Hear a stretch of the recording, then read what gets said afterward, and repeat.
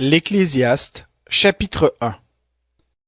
Parole de l'Ecclésiaste, fils de David, roi à Jérusalem. Vanité des vanités, dit l'Ecclésiaste. Vanité des vanités, tout est vanité. Que reste-t-il à l'homme de toute la peine qu'il se donne sous le soleil?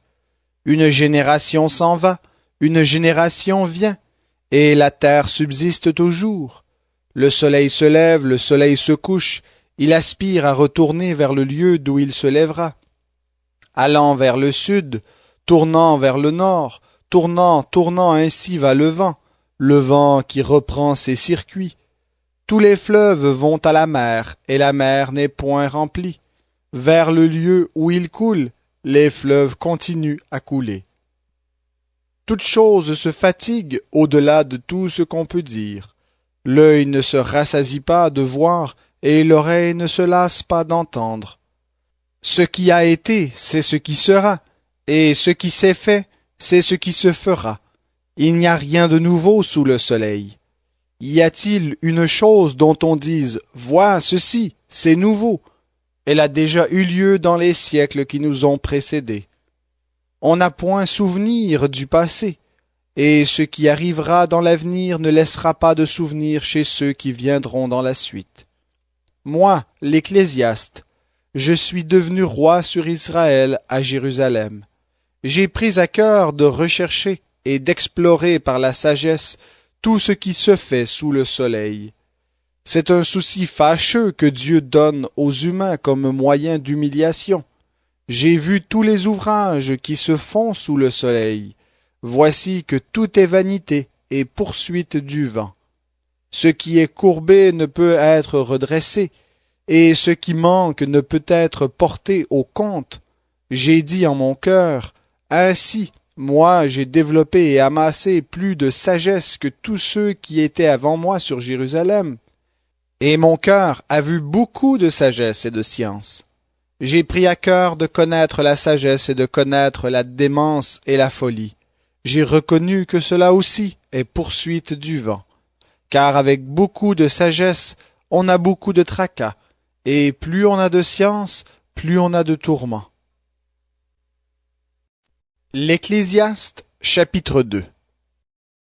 J'ai dit en mon cœur, allons, je vais t'éprouver par la joie, et n'arrêter ma vue que sur le bonheur. Même cela n'est que vanité. Du rire, j'ai dit, c'est de la démence, et de la joie. Que vient-elle faire? Je me suis découvert le désir d'habituer ma chair au vin, tandis que mon cœur me conduirait avec sagesse, et de m'attacher à la folie jusqu'à ce que je voie s'il est bon pour les humains d'agir ainsi sous le soleil pendant le nombre des jours de leur vie.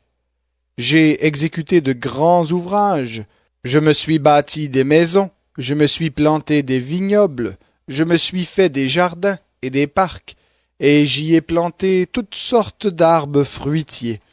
Je me suis fait des bassins pour arroser de leur eau une forêt de jeunes arbres. J'ai acquis des esclaves, hommes et femmes, et j'ai eu leurs fils nés dans la maison. J'ai de plus été grand propriétaire de gros et de petits bétail, plus que tous ceux qui étaient avant moi dans Jérusalem. Je me suis aussi amassé de l'argent et de l'or, précieux trésors des rois et des provinces. Je me suis procuré des chanteurs et des chanteuses, et raffinement pour les humains, des dames en grand nombre. Je suis devenu grand, et j'ai surpassé tous ceux qui étaient avant moi à Jérusalem.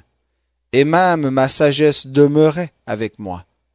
Tout ce que mes yeux ont réclamé, je ne les en ai pas privés. Je n'ai refusé aucune joie à mon cœur, car mon cœur se réjouissait de tout mon travail, et c'est la part qui m'est revenue de tout ce travail. Puis, j'ai envisagé tous les ouvrages que mes mains avaient faits, et la peine que j'avais prise à les faire, et voici que tout est vanité et poursuite du vent. Il n'en reste rien sous le soleil. Alors j'ai envisagé de voir la sagesse, ainsi que la démence et la folie. En effet, que fera l'homme qui succédera au roi? Ce qu'on a déjà fait. Et j'ai vu ceci. Il reste quelque chose de plus à la sagesse qu'à la folie. comme il reste quelque chose de plus à la lumière qu'aux ténèbres. Le sage a ses yeux là où il faut, mais l'insensé marche dans les ténèbres. Pourtant j'ai reconnu aussi qu'un même sort les attend tous deux. J'ai dit en mon cœur, le sort de l'insensé m'atteindra, moi aussi. Pourquoi donc ai-je été plus sage? Et j'ai déclaré en mon cœur que c'est encore là une vanité. Car le sage ne laisse point de souvenir perpétuel, pas plus que l'insensé. Au fur et à mesure que passent les jours, tout est oublié. Le sage meurt bel et bien comme l'insensé. J'ai donc haï la vie, car pour moi l'ouvrage que l'on fait sous le soleil est mauvais, puisque tout est vanité et poursuite du vent. J'ai haï toute la peine que je me donne sous le soleil, et dont je dois laisser la jouissance à l'homme qui me succédera. Et qui sait s'il sera sage ou insensé? Pourtant, il sera maître de toute la peine que je me suis donnée en usant de sagesse sous le soleil. C'est encore là une vanité. Et j'en suis venu à me décourager, à m'être donné toute cette peine sous le soleil.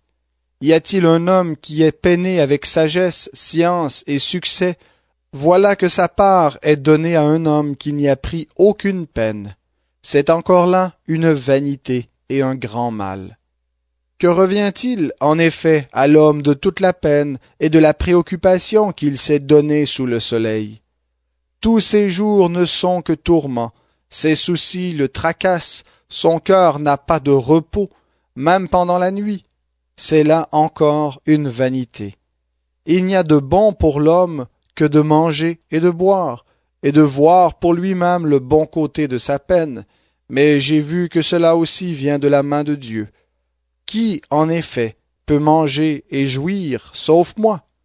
Car à l'homme qui lui est agréable, Dieu donne la sagesse, la science et la joie, mais au pécheur, il donne le souci de recueillir et d'amasser, afin de donner à celui qui est agréable à Dieu. C'est encore là une vanité et la poursuite du vent. L'Ecclésiaste, chapitre 3.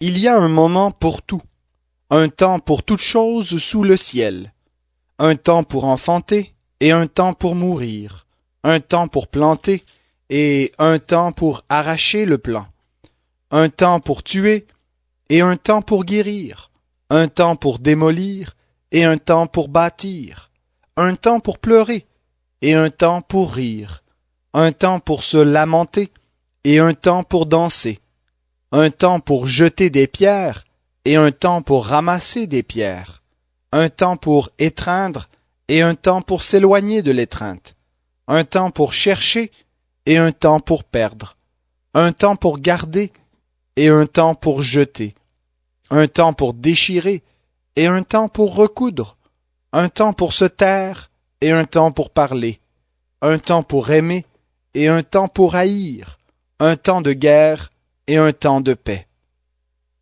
Que reste-t-il à celui qui travaille de la peine qu'il prend? J'ai vu le souci que Dieu donne aux humains comme moyen d'humiliation. Tout ce qu'il a fait est beau en son temps, et même il a mis dans leur cœur la pensée de l'éternité, bien que l'homme ne puisse pas saisir l'œuvre que Dieu a faite du commencement à la fin. J'ai reconnu qu'il n'y a rien de bon pour lui, sinon de se réjouir et de faire ce qui est bon pendant sa vie. Et aussi que pour tout homme, manger, boire et voir ce qui est bon au milieu de tout son travail est un don de Dieu. J'ai reconnu que tout ce que Dieu fait dure à toujours. Il n'y a rien à y ajouter et rien à en retrancher. Dieu agit ainsi afin qu'on ait de la crainte en sa présence. Ce qui est a déjà existé, et ce qui existera est déjà là.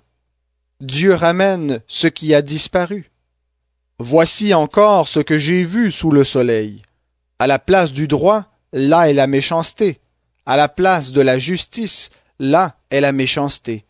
J'ai dit en mon cœur, Dieu jugera le juste et le méchant, car il y a un temps pour toute chose et un jugement sur toute œuvre. J'ai dit en mon cœur au sujet des humains que Dieu allait les éprouver. Alors ils verront eux-mêmes qu'ils ne sont que des bêtes. Car le sort des humains et le sort de la bête ne sont pas différents. L'un meurt comme l'autre, ils ont tous un même souffle, et la supériorité de l'homme sur la bête est nulle, car tout est vanité. Tout va dans un même lieu, tout provient de la poussière, et tout retourne à la poussière. Qui connaît le souffle des humains, lequel monte en haut, et le souffle des bêtes, lequel descend en bas vers la terre? Et j'ai vu qu'il n'y a rien de mieux pour l'homme que de se réjouir de ses œuvres. C'est là sa part. En effet, qui le ramènera pour voir ce qui arrivera après lui? L'Ecclésiaste, chapitre 4. J'ai vu d'autre part toutes les oppressions qui se commettent sous le soleil. Voici les larmes des opprimés, et personne pour les consoler. La force est du côté de leurs oppresseurs, et personne pour les consoler. Moi, je déclare les morts plus heureux d'être déjà morts que les vivants d'être encore vivants. Mais mieux encore que les uns et les autres, celui qui n'a pas encore existé, et qui n'a pas vu l'œuvre mauvaise qui se fait sous le soleil. J'ai vu que toute peine et que tout succès d'une œuvre ne sont que jalousie de l'homme à l'égard de son prochain. Cela encore est vanité et poursuite du vent. L'insensé se croise les bras et mange sa propre chair. Mieux vaut le creux de la main plein de repos que 2 poignées de peine et de poursuite du vent. J'ai vu encore une autre vanité sous le soleil. Voilà un homme seul, sans personne d'autre. Il n'a ni fils ni frère, et pourtant son travail n'a point de fin. Même ses yeux ne sont jamais rassasiés de richesse. Pour qui donc est-ce que je travaille et prive mon âme de bonheur? C'est encore là une vanité et un souci malsain. 2 valent mieux qu'un, parce qu'ils ont un bon salaire de leur peine. Car s'ils tombent, l'un relève son compagnon, mais malheur à celui qui est seul et qui tombe sans avoir un second pour le relever. De même, si l'on se couche à 2, on a chaud, mais celui qui est seul, comment se réchauffera-t-il? Si quelqu'un maîtrise un homme seul, 2 peuvent lui résister. La corde à 3 brins ne se rompt pas vite. Un enfant indigent mais sage vaut mieux qu'un roi vieux et insensé, qui ne sait plus se contrôler. Car ce garçon peut sortir de prison pour régner. De même, celui qui règne peut être né pauvre. J'ai vu tous les vivants qui marchent sous le soleil être du côté de l'enfant qui se dressait comme successeur à la place de l'autre. Il n'y avait point de fin à tout ce peuple, à tous ceux à la tête desquels il se tenait. Et toutefois, ceux qui viendront après ne se réjouiront pas à son sujet, car cela aussi n'est que vanité et poursuite du vent. Prends garde à ton pied quand tu vas à la maison de Dieu, et approche-toi pour écouter plutôt que pour offrir le sacrifice des insensés, car ils ne reconnaissent pas qu'ils font le mal. L'Ecclésiaste chapitre 5. Ne te presse pas d'ouvrir la bouche, et que ton cœur ne se hâte pas d'exprimer une parole devant Dieu. Car Dieu est au ciel, et toi sur la terre. Que tes paroles soient donc peu nombreuses. En effet, le rêve vient de la foule des soucis, et la voix de l'insensé se fait entendre par une foule de paroles. Lorsque tu as fait un vœu à Dieu, ne tarde pas à l'accomplir, car il n'y a point de faveur pour les insensés.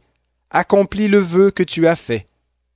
Mieux vaut pour toi ne pas faire de vœu que d'en faire un sans l'accomplir.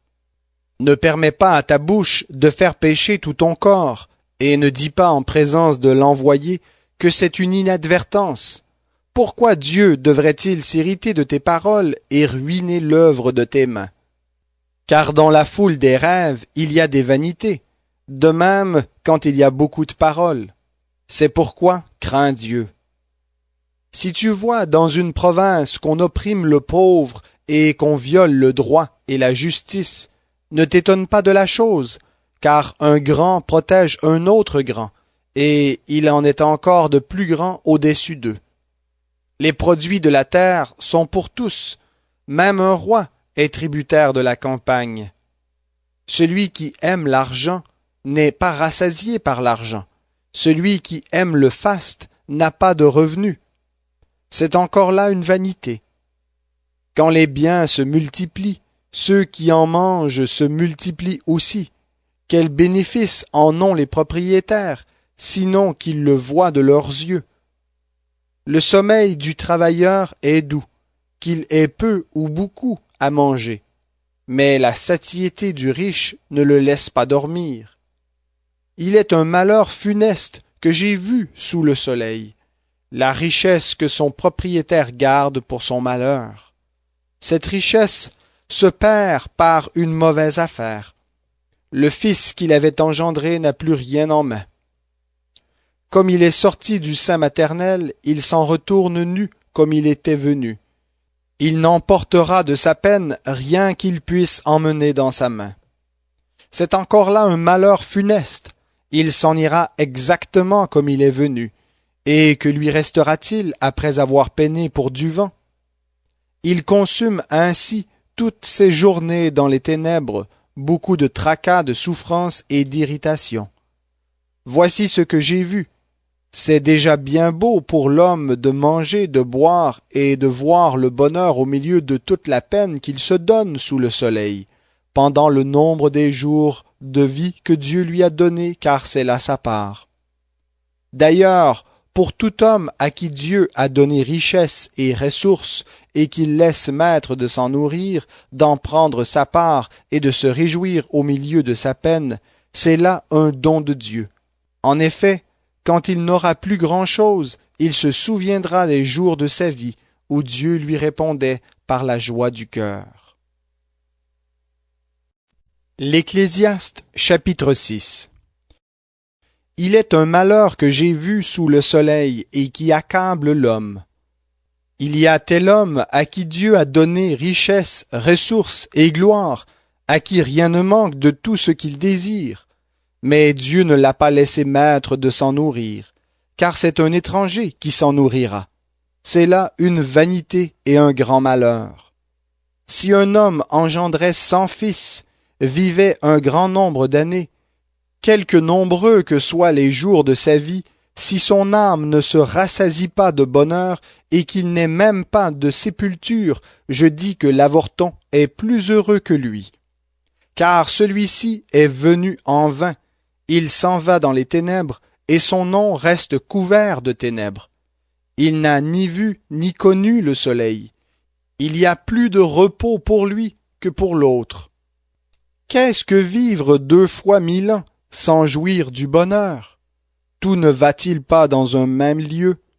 Toute la peine de l'homme est pour sa bouche, et cependant son gosier n'est pas rempli. Que reste-t-il au sage de plus qu'à l'insensé? Et quel avantage à l'homme humble qui sait se conduire devant les vivants? Mieux vaut voir de ses yeux que de laisser aller son imagination.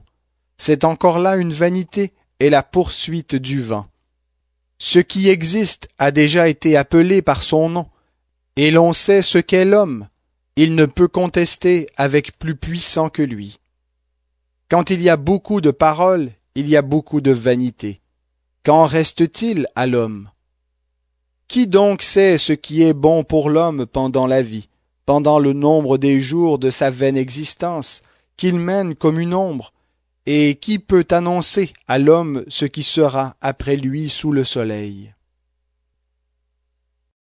L'Ecclésiaste, chapitre 7.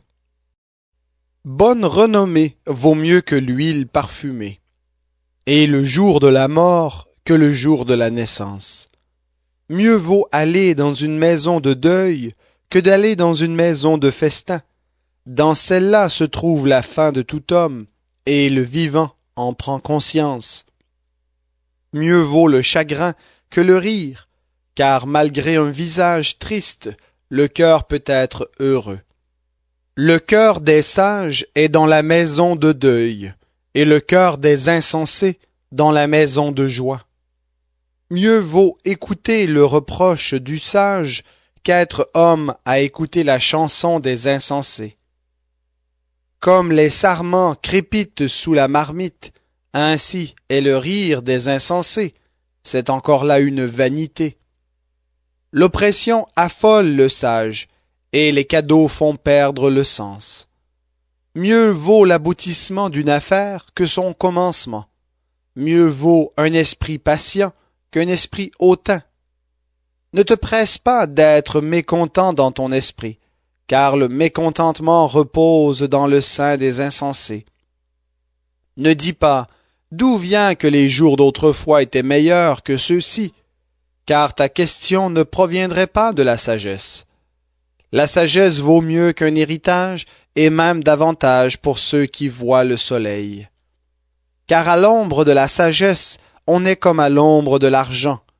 L'avantage de la connaissance, c'est que la sagesse fait vivre ceux qui la possèdent. Regarde l'œuvre de Dieu. Qui pourra redresser ce qu'il a courbé? Au jour du bonheur, jouis du bonheur, et au jour du malheur, réfléchis. Car Dieu a fait l'un exactement comme l'autre, de telle sorte que l'homme ne découvre rien de son avenir. J'ai vu tout cela pendant ma vaine existence. Il y a tel juste qui périt dans sa justice, et tel méchant qui prolonge son existence dans sa méchanceté. Ne deviens pas juste à l'excès, et ne te montre pas trop sage. Pourquoi te ruinerais-tu?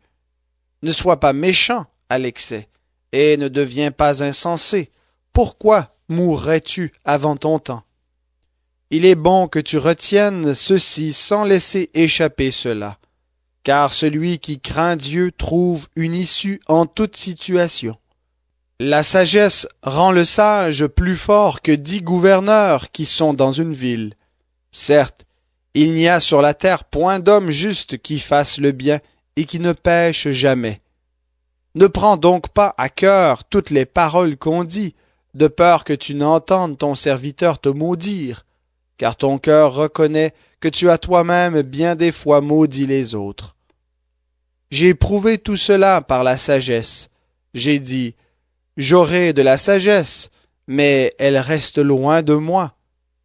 Ce qui existe est loin, profond, profond, qui peut l'atteindre?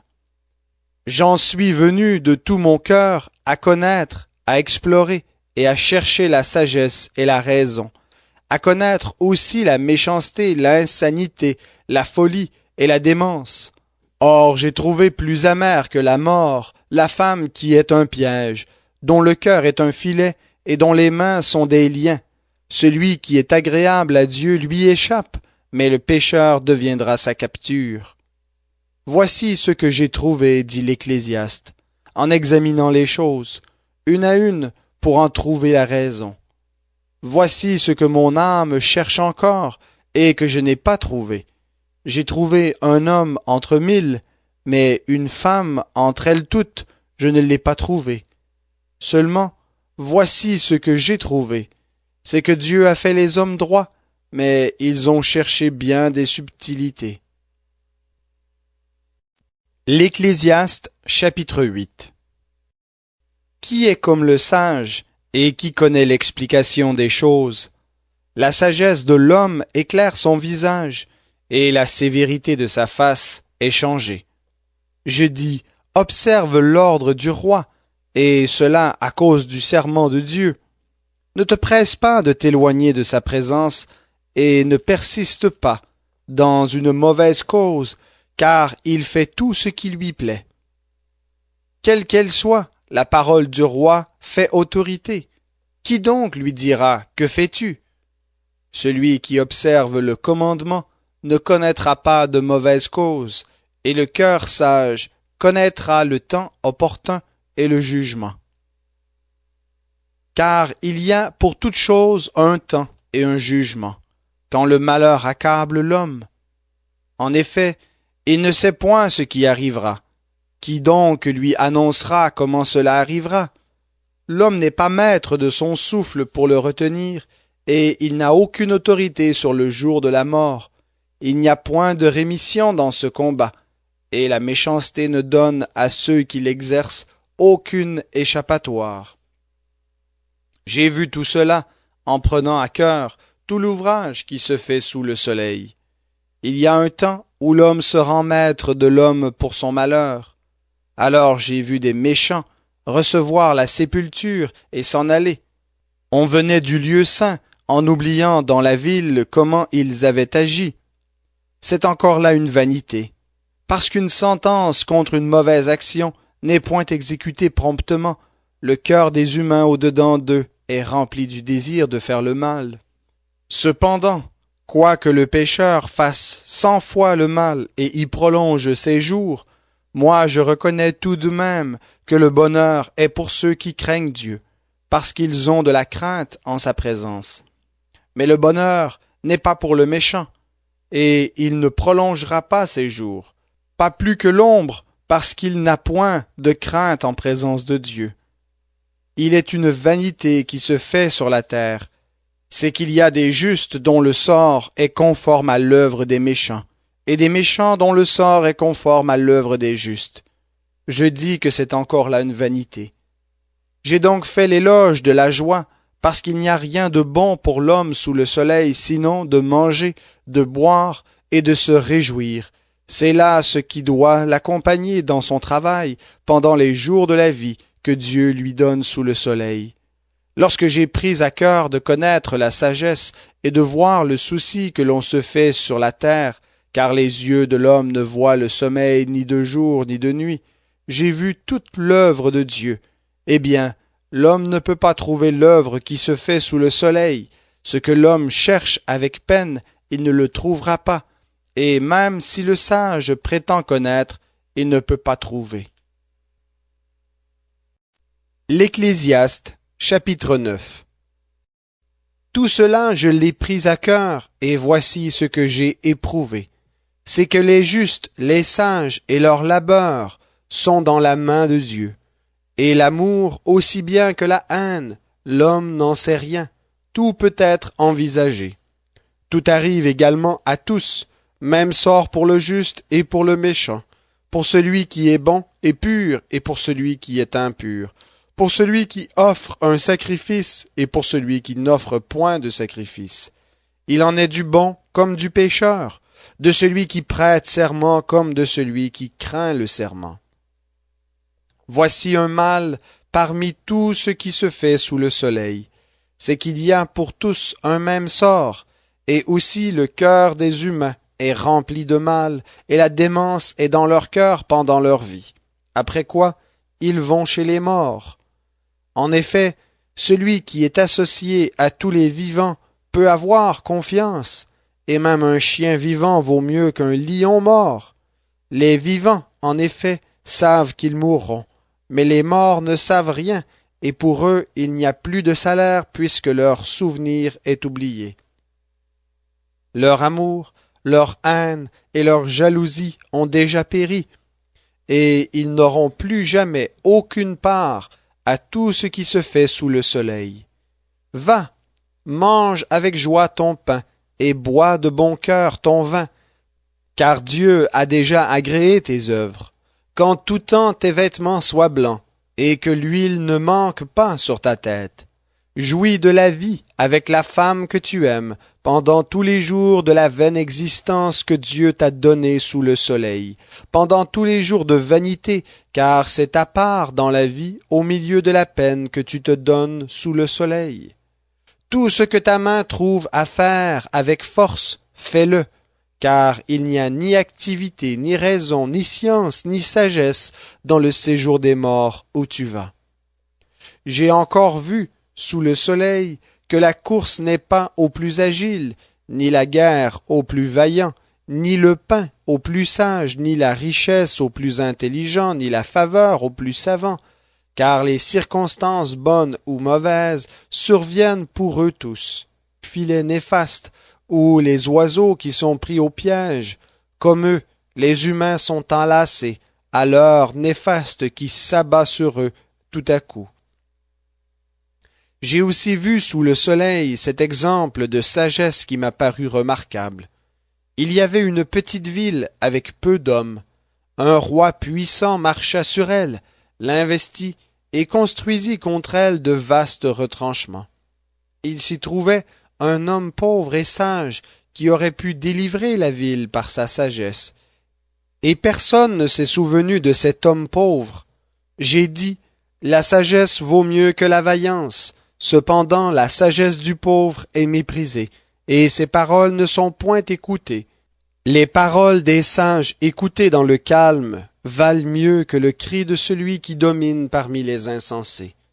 La sagesse vaut mieux que les armes de combat, mais un seul pécheur anéantit beaucoup de bien. L'Ecclésiaste, chapitre 10. Les mouches mortes infectent et font fermenter l'huile du parfumeur. Un peu de folie l'emporte sur la sagesse et sur la gloire. Le cœur du sage l'incline à sa droite et le cœur de l'insensé à sa gauche. Quand l'insensé marche dans un chemin, le sens lui manque, et il dit de chacun, voilà un insensé. Si l'esprit de celui qui domine s'élève contre toi, ne quitte pas ta place, car le calme évite de grands péchés. Il est un malheur que j'ai vu sous le soleil, comme une inadvertance échappée à celui qui gouverne. La sottise est placée au poste très élevé, et des riches sont assis dans l'abaissement. J'ai vu des esclaves sur des chevaux, et des princes marcher à pied comme des esclaves. Celui qui creuse une fosse y tombera. Celui qui fait une brèche dans une clôture sera mordu par un serpent. Celui qui remue des pierres en sera blessé. Celui qui fend du bois court un risque. Si le fer est émoussé et qu'on n'en ait pas aiguisé le tranchant, on devra redoubler de vigueur, mais la sagesse a l'avantage du succès. Si le serpent mord, faute de charme, il n'y a point d'avantage pour le charmeur. Les paroles de la bouche du sage sont pleines de grâce, mais les lèvres de l'insensé causent sa perte. Le début des paroles de sa bouche est une sottise, et la fin de son discours est la démence malfaisante. L'insensé multiplie les paroles. L'homme ne sait pas ce qui arrivera, et qui lui annoncera ce qui arrivera après lui. Le travail de l'insensé le fatigue, parce qu'il ne sait pas aller à la ville. Malheur à toi, pays dont le roi est un jeune garçon, et dont les ministres mangent dès le matin. Heureux toi, pays dont le roi est un fils de noble, et dont les ministres mangent au temps convenable pour prendre des forces et sans beuverie. Avec 2 mains paresseuses, la charpente s'affaise. Avec 2 mains lâches, la maison a des gouttières. On fait des repas pour se divertir. Le vin rend la vie joyeuse, et l'argent répond à tout. Ne maudis pas un roi, même dans ta pensée, et dans ta chambre à coucher ne maudis pas un riche, car l'oiseau du ciel en emporterait l'écho. La gent ailée redirait ce que tu as dit. L'Ecclésiaste, chapitre 11. Jette ton pain à la surface des eaux, car avec le temps tu le retrouveras. Donne une part à 7 et même à 8, car tu ne sais pas quel malheur peut arriver sur la terre. Quand les nuages sont gonflés de pluie, ils la déversent sur la terre. Et si un arbre tombe vers le sud ou vers le nord, c'est à la place où l'arbre tombera qu'il restera. Qui observe le vent ne sèmera point. Qui fixe les regards sur les nuages ne moissonnera pas. Comme tu ne connais point le mouvement du vent, ni l'embryon dans le ventre de la femme enceinte, tu ne connais pas non plus l'œuvre de Dieu qui fait tout. Dès le matin, sème ta semence, et le soir, ne laisse pas reposer ta main, car tu ne sais point ce qui réussira, ceci ou cela, ou si l'un et l'autre sont également bons. La lumière est douce, et c'est bon pour les yeux de voir le soleil. Si donc un homme vit beaucoup d'années, qu'il se réjouisse en elles toutes, et qu'il se rappelle que les jours des ténèbres seront nombreux. Tout ce qui arrive est vanité.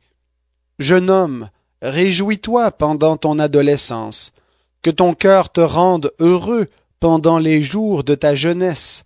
Marche dans les voies de ton cœur et selon les regards de tes yeux.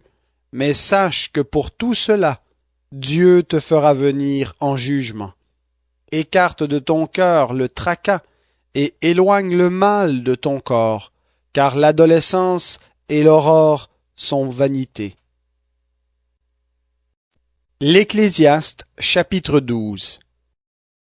Mais souviens-toi de ton Créateur pendant les jours de ta jeunesse, avant que les jours du malheur viennent et que les années soient proches, dont tu diras « Je n'y trouve aucun agrément », avant que s'obscurcisse le soleil et la lumière, la lune et les étoiles, et que les nuages reviennent après la pluie. Ce jour-là, les gardiens de la maison tremblent, les hommes vaillants se courbent, celles qui doivent moudre s'arrêtent parce qu'elles sont devenues peu nombreuses, ceux qui regardent par les fenêtres sont obscurcis. Les deux battants de la porte se ferment sur la rue quand s'abaisse le bruit de la meule. L'on se lève au chant de l'oiseau, toutes les chanteuses s'affaiblissent.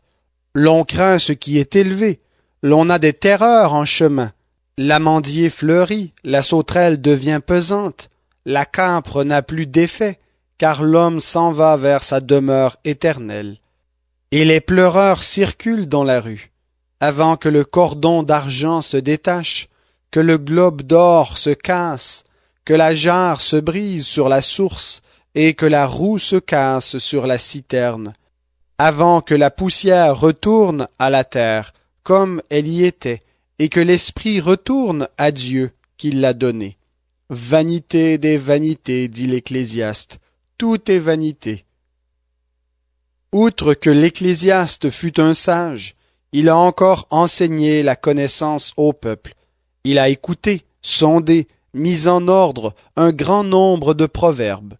L'Ecclésiaste a tâché de trouver des paroles agréables, transcrites exactement. Ce sont des paroles véridiques. Les paroles des sages sont comme des aiguillons. Les auteurs de recueils sont comme des clous plantés. C'est le don d'un seul pasteur. Du reste, mon fils, tire-en instruction. On ne finirait point de faire un grand nombre de livres, et beaucoup d'études est une fatigue pour le corps. Écoutons la conclusion de tout le discours. Crains Dieu et observe ses commandements. C'est là tout l'homme. Car Dieu fera passer toute œuvre en jugement, au sujet de tout ce qui est caché, soit bien, soit mal.